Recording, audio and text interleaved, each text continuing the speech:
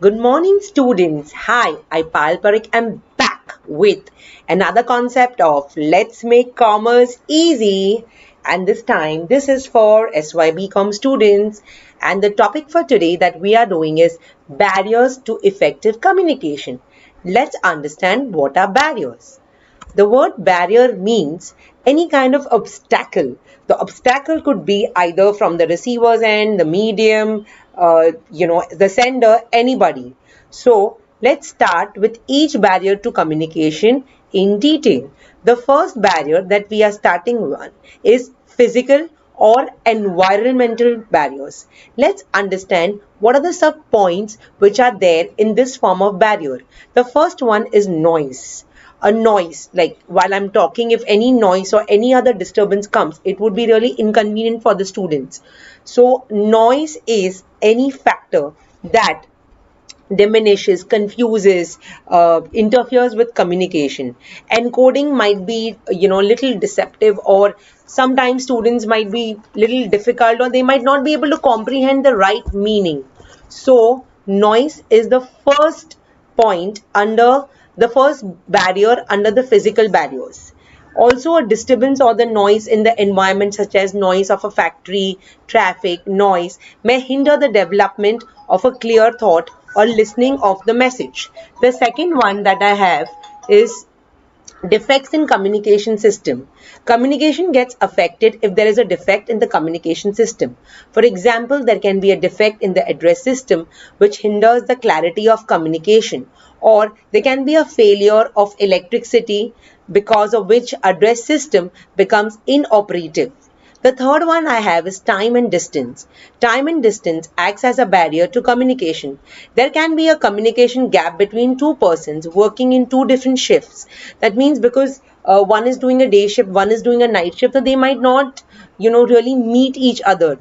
So as a result, if the proper telephone is not available to the two persons or to communicate, then they might just desire.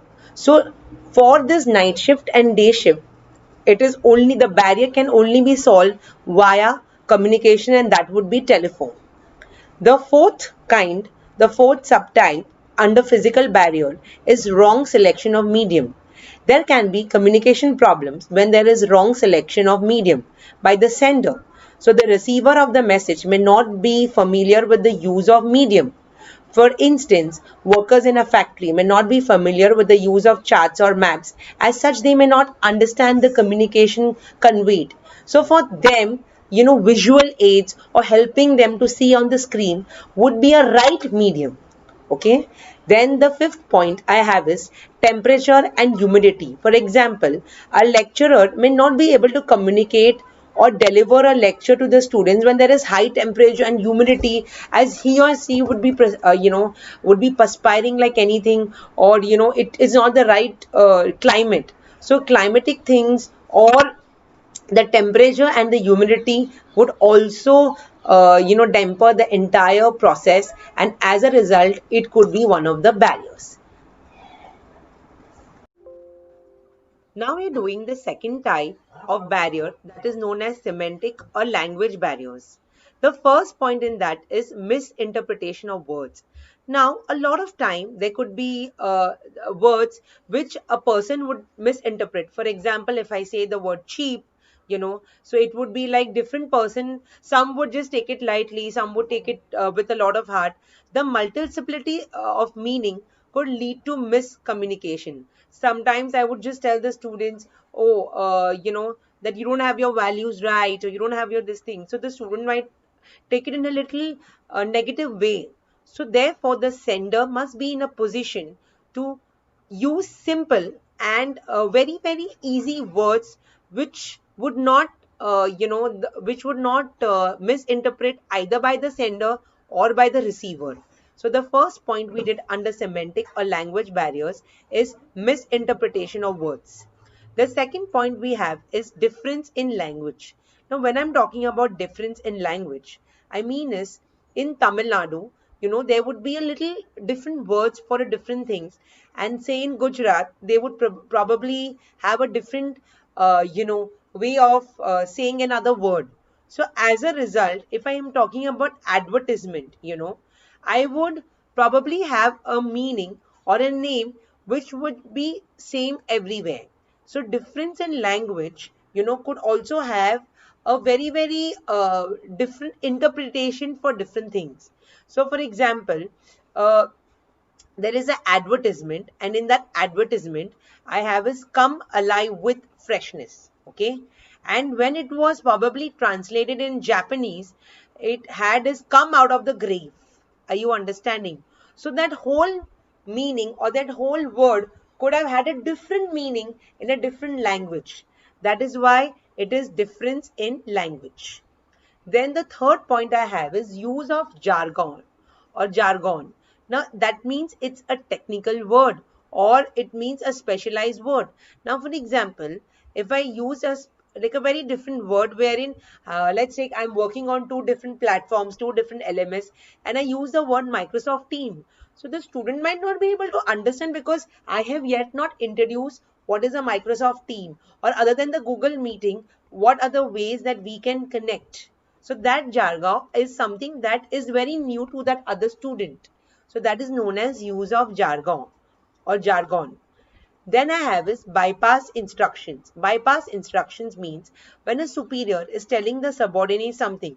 For example, a subordinate may attribute a different meaning to a different sentence or a word, or there could be a miscommunication. Like the superior told a phrase and the subordinates misinterpreted that. So that is known as bypassed instructions. Okay. The third type of barrier we have is organizational barriers. Under that, the first point we have is status barriers. Now, what do I mean by status barriers? Status barriers is one of the major barriers to effective communication. Sometimes, the superior is a little shy or he's afraid or to communicate with the boss, or that he's a boss and he always dictates, and maybe what he might insult me.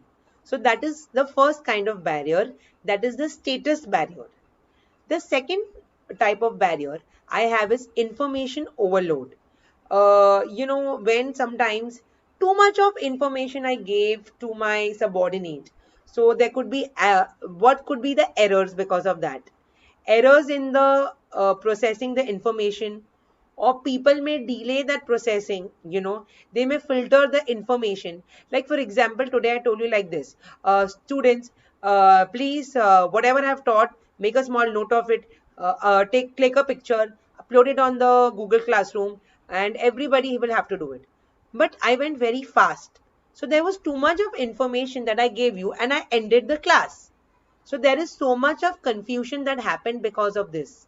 So this is known as information overload. Okay. The third point I have is lack of planning. Now see, for example, good communication rarely happens by chance. So sometimes I would have not planned, and maybe I have not used the right words or the right medium. Instead of, I thought that I have shared my screen, and I am assuming that everybody is seeing, and actually it did not happen. So that could be because of lack of planning or not using the right words and not communicating at the right time. So all of this comes under lack of planning. The fourth point I have is goal conflicts. Now see, for example, in a production department, okay, he may purchase more of product X, and the marketing department, he wanted to have a lot of selling of product Y. So such goal conflicts may lead to serious communication problems. That means whether X should have been focused or whether Y should have been focused. So that is known as goal conflicts between the two departments. Okay. The next point, the fifth point I have is offensive style of communication. Now, what do I mean by offensive style of communication? In the offensive style, some people may have offensive or rude style. The offensive style, matlab, it would be, the superior, I told you to do this way and you did not do this way. So, or, he's very difficult to persuade the person to whom you are dealing with. Or the way he talks is always in a taunt. So all of this comes under offensive style of communication. Thank you friends for listening. The fourth type of personal or the fourth type of barrier that we have is personal or socio psychological barriers. Let's understand this in a more detailed concept. The first point that we have in this is different perceptions. Now, see, a lot of times people have different perceptions which can act as a barrier towards things. For example, there is a teacher in the room and she might feel that one student is not really paying attention, and another teacher might think that the same student is the most attentive student in the class. So, this is a very good example of different perceptions. The second point is closed mind. See, for example, a lot of people think that okay, they know everything about the concept and there is nothing more to it. Like sometimes there could be more room to understand that okay, this topic can also be explained in another way. So, it's always good to have an open mind rather than a closed mind. The third kind of personal barrier is poor retention. Now, many times, the receiver might have a little, like, might not have a sharp memory. So, sometimes a lot of oral information might be misleading or it might be confusing. So, this could lead to poor retention. The fourth point is something known as a halo effect and a horn effect.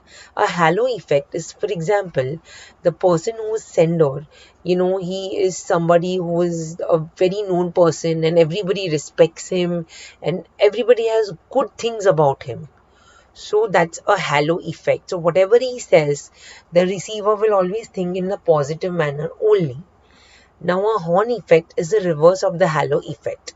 Whatever somebody feels or is always negative, and that person has not done the right thing or a right way, So, it's always going to have a negative perception rather than having a positive impact. So, that is the horn effect. The fifth point I have is emotions. Many a time the sender is in a very angry mood or he would be in a worried situation. So that vibes are also sent to the receiver and he will also perceive it in that way. So emotions, have a very, very important role for the sender as well as the receiver. The sixth barrier, of the sixth personal barrier is slanting. Now, slanting means to distort in writing or telling. For example, the top management informed the superiors to tell the workers that lunch breaks to be strictly adhered to. Okay. Uh, Now there could be little change, in slanting that the superior would have conveyed or slanted or distorted the message saying that workers should eat to their full satisfaction. So the entire meaning changed in this slanting. The seventh point we have is filtering. Uh, uh, you know, Sometimes the subordinates would just tell the superior that the good thing, and he might not tell the bad thing because he's scared that the superior might just fire him or things. So he has filtered only the wanted information. The eighth point I have is wrong assumptions. Now, the participants in the process may also make wrong assumptions. For instance, a person may make an assumption of another to be lazy, or uh, he that other person is not shaving regularly. So there could be wrong assumptions. The ninth point is impatience. Today, I think most of us are impatient that no, it has to be finished, it has to be done. So to avoid this barrier, it's better to have that the sender, has a lot of patience towards towards sending the message. The 10th point we have is rambling. It basically aims to talk or write aimlessly without connection of ideas. So sometime the sender is sending something, but it is actually not in connection with what the receiver wants to know or he has to say. So there could be a miscommunication that could be created because of rambling. The 11th type of personal barrier is unsolicited communication. So basically, here in this, a person may have not paid attention to the advice given when not called for. So if advice is sought, and he may pay attention to what is being advised. So sometimes it was not the right advice that was expected or what had to be given.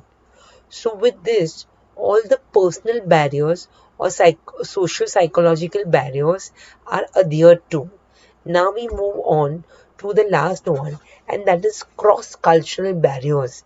Now, what does this mean? Cross-cultural barriers refers to ideas, customs, skills, art, rituals, ceremonies of a people or a group that are transferred or passed along from one generation to another generation. Let's understand this. The first kind of cultural or cross-cultural barrier is colors. Now see, for example, different colors or cultures have different meanings to colors. For example, green color may signify freshness, and whereas in certain countries green colors means they are actually sick, so every country or every city, every country would have a different color symbolizing something.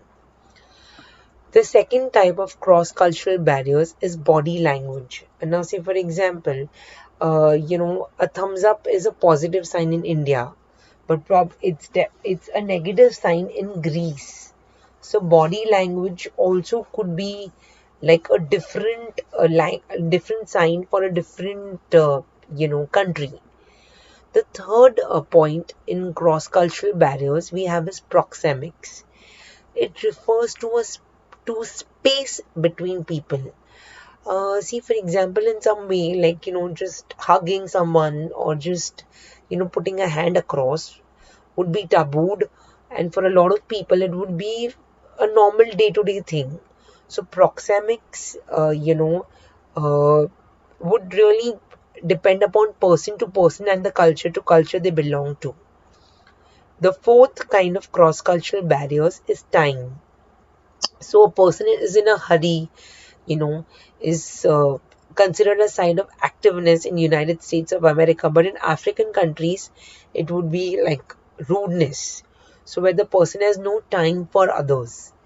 The fifth kind of cross-cultural barriers we have is the other cultural barriers. That means there are also other cultural barriers such as food serving and eating habits, dress styles, manners, etc. So that would also vary from people to people. Thank you, friends, for listening. And with this, I finish my entire cross-cultural barrier and the entire concept of barriers. And also, students, the source for the same has been taken by me from Manan Prakashan. Thank you, friends, for listening.